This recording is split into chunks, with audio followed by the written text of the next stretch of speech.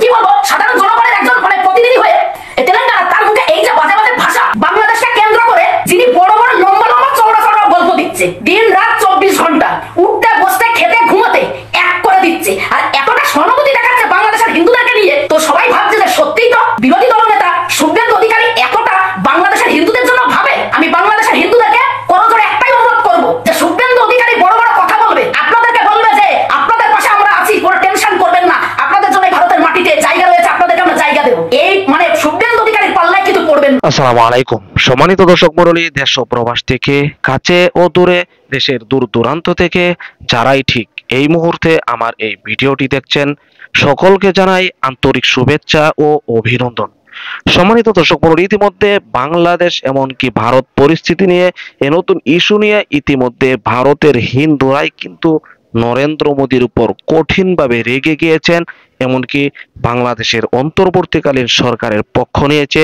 এই ভিডিওতে আপনাদেরকে দেখাবো যেখানে ভারতের হিন্দুরাই ইতিমধ্যে মোদীর বিরোধিতা করছে, বাংলাদেশের প্রশংসা করছে, বাংলাদেশের পক্ষে আছে। এমন ভিডিওটি ইতিমধ্যে নেট দুনিয়া ব্যাপকভাবে ভাইরাল হয়েছে। প্রিয় দর্শক, ভিডিওর শুরুতে শিরোনাম দেখেছেন, বিস্তারিত জানতে হলে ভিডিওটি না টেনে শেষ পর্যন্ত দেখতে হবে। তাই আপনাদের কাছে রিকোয়েস্ট করব, ভিডিওটি স্কিপ না করে সম্পূর্ণ ভিডিওটি ধৈর্য সহকারে দেখবেন। ছোট্ট আরেকটি রিকোয়েস্ট করি, আপনি যদি আমাদের এই চ্যানেলটিতে নতুন দর্শক হয়ে থাকেন অবশ্যই চ্যানেলটিকে সাবস্ক্রাইব করে পাশে থাকা বেল বাটনটি অন করে দিবেন। প্রিয় দর্শক, কথা না বাড়িয়ে ভিডিওতে একটি লাইক দিয়ে দেখতে থাকুন সম্পূর্ণ ভিডিওটি।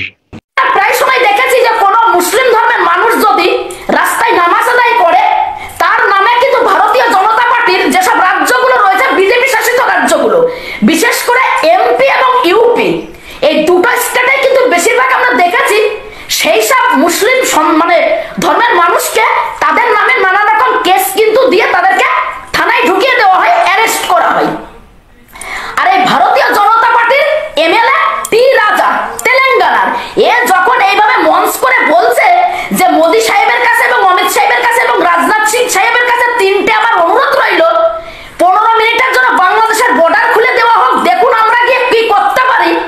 আর দ্বিতীয় প্রশ্ন আর একটা মোদী সাহেবদের কাছে বলেছেন যে 15 মিনিটের জন্য ভারতবর্ষে আমাদের হাতে ছেড়ে দেওয়া হোক, বজরং দলের কারিগরটা কি করে দেখে নেবেন যারা অনুপ্রবেশকারী এসছে মানে ভারতের মাটিতে বাংলাদেশ থেকে। আর তৃতীয় প্রশ্ন বলেছে যে বাংলার মাটিতে পুলিশ প্রশাসনকে 15 মিনিটের জন্য হাঁটিয়ে দেওয়া হোক, আমরা 15 মিনিটের মধ্যে এক একটাকে শির কেটে মাথা কেটে ভারত মায়ের চরণে আমরা দেব। কাদের কথা বলেছে? বাংলাদেশ থেকে নাকি যেসব আতঙ্কবাদী এসছে বাংলার মাটিতে। আমি জানি না যে টি রাজা উনি কেমন সংবিধানকে শপথ নিয়েছেন, উনাকে কিভাবে মানুষ ইলেক্ট করেছেন, উনি একজন এমএলএ হয়ে একজন সাধারণ মানে কি বলবো সাধারণ জনগণের একজন মানে প্রতিনিধি হয়ে যাকে মানুষ বিশ্বাস করে ভরসা করে মানে ভোট দিয়েছিলেন, যাকে ইলেক্ট করে এমএলএ গদিতে করে দিয়েছেন, গদিতে বসার সুযোগ, আর সেই টি রাজা ভারতীয় জনতা পার্টির এমএলএ তেলেঙ্গানা, তার মুখে এই যে বাজে বাজে ভাষা, এই যে বাজে বাজে মন্তব্য একটা সম্প্রদায়ের প্রতি, যে বর্ডার খুলে দিন মোদী সাহেব, দেখুন আমরা বাংলাদেশে কি করতে পারি। আবার কখনো বলছে ভারতবর্ষের মাটি আমাদের হাতে 15 মিনিটের জন্য ছেড়ে দেওয়া হোক, দেখুন এক একটা মানে যেসব আতঙ্কবাদী বাংলাদেশ থেকে এসেছে তাদের কি হাল করি। আবার কখনো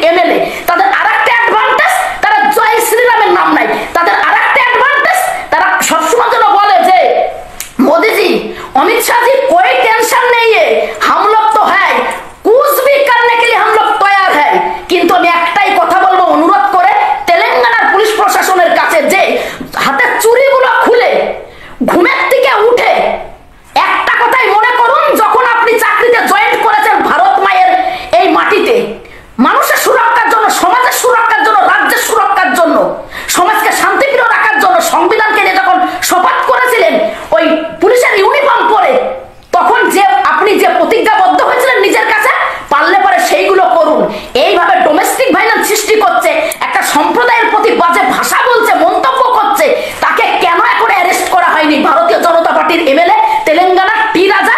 জবাব চাই মানুষ, জবাব। বাংলাদেশকে কেন্দ্র করে যিনি বড় বড় লম্বা লম্বা চৌড়া চৌড়া গল্প দিচ্ছে, দিন রাত 24 ঘন্টা উঠতে বসতে খেতে ঘুমাতে এক করে দিচ্ছে, আর এতটা সহানুভূতি দেখাচ্ছে বাংলাদেশের হিন্দুদেরকে নিয়ে, তো সবাই ভাবছে যে সত্যিই তো বিরোধী দলনেতা শুভেন্দু অধিকারী এতটা বাংলাদেশের হিন্দুদের জন্য ভাবে। অবশ্যই এই কথা প্রত্যেকটা মানুষের কিন্তু হৃদয়ে প্রশ্ন জাগছে, প্রশ্ন আসছে, আসতে বাধ্য মানুষের মনে। আমি শুধু একটা কথা বলতে চাই, শুভেন্দু অধিকারী যিনি মানে বিরোধী দলনেতা, যাকে এক কথায় বাংলার গদ্দার বলে সবাই চেনে, ওনার কাছে আমার একটা প্রশ্ন রইল, একটা প্রশ্নের উত্তর যদি উনি দিতে পারেন এবং একটা কাজ করে যদি উনি সমাজের বুকে দেখাতে পারেন, তাহলে ভাববো অরিজিনালি ওনার অন্তরের থেকে কিন্তু প্রতিবাদটা করছে বাংলাদেশের মুসলিমদের এগেনস্টে। বাংলাদেশে আমরা জানি 3 কোটির উপরে সংখ্যালঘু হিন্দু রয়েছে।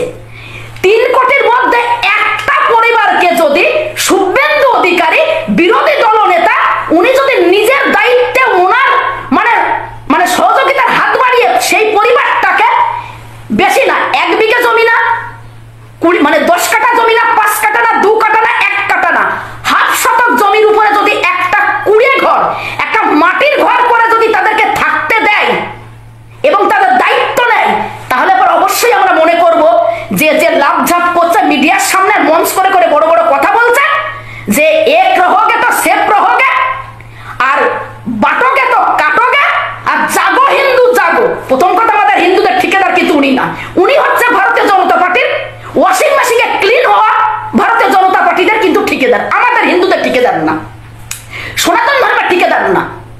তো উনি যদি এই দায়িত্বটা পালন করতে পারে, তা অবশ্যই মনে করব যে না, উনি এতদিন যেভাবে চিৎকার করে এসেছে বাংলাদেশের সংখ্যালঘু হিন্দুদেরকে নিয়ে, তাহলে জানবো যে ওটা ওনার অন্তরে কিন্তু প্রতিবাদ ছিল। কিন্তু না, আমি বাংলাদেশের হিন্দুদেরকে করজোড়ে একটাই অনুরোধ করব যে শুভেন্দু অধিকারী বড় বড় কথা বলবে, আপনাদেরকে বলবে যে আপনাদের পাশে আমরা আছি, কোনো টেনশন করবেন না, আপনাদের জন্য ভারতের মাটিতে জায়গা রয়েছে, আপনাদেরকে আমরা জায়গা দেব।